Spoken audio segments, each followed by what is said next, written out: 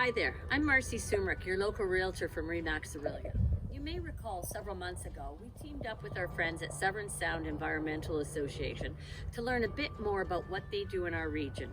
Due to the overwhelming response from all of you, we decided to bring them back and ask them some questions you may have asked yourselves. We are pleased to welcome Melissa and Michelle, who are going to be answering some questions for us.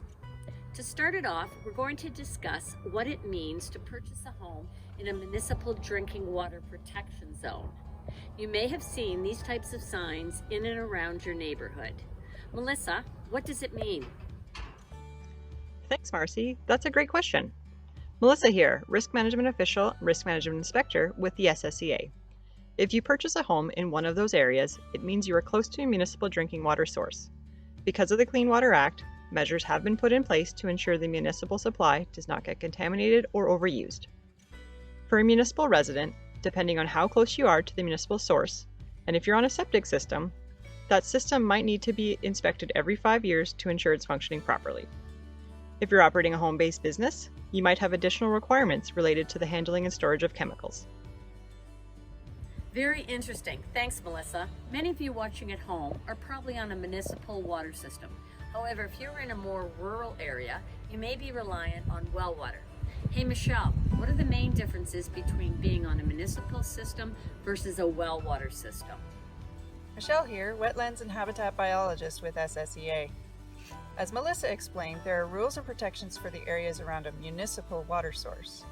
Property owners with a private water well are responsible for maintaining their own safe water supply, as well as water testing. Wells need regular inspections and maintenance.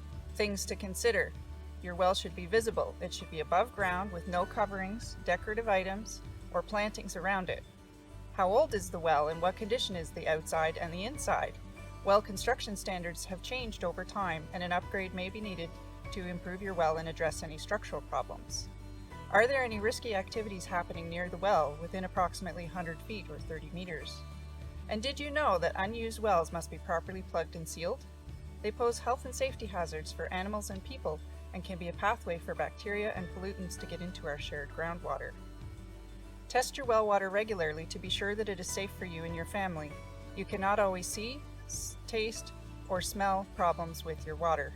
Test for bacteria 3 times a year, free through your local health unit. Occasionally test for nitrates and other parameters, available for a fee through some water testing laboratories. Water protection starts at home.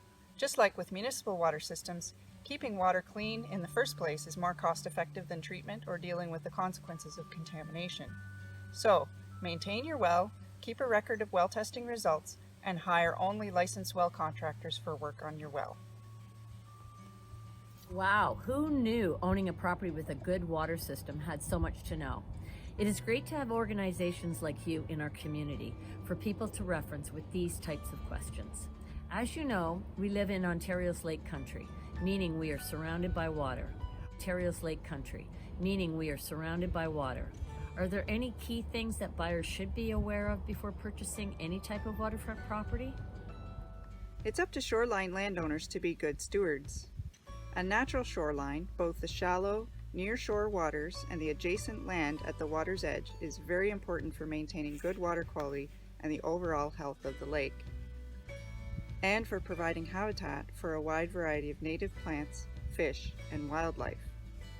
Aim to keep or restore 75% of your shoreline frontage natural with a thickly vegetated, no mow, no chemicals buffer of native plants on shore.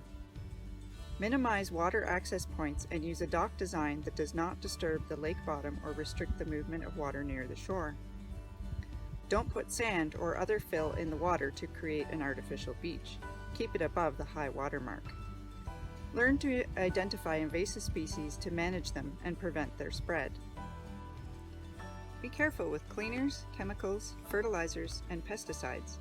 Don't use them anywhere near the water where they can wash into the lake and contribute to algae growth or harm plants or wildlife. Learn more about SSEA at www.severnsound.ca, and you can also find us on Twitter, YouTube, and Instagram. We'd love to connect. Thanks, Michelle. Great information for anyone thinking about purchasing a home with waterfront access. Although it is a perk, we must take care of our water supply so we can continue to live and enjoy it for decades to come. That's all for now, but I hope you've enjoyed this video and learned a bit more about our watershed. Until next time.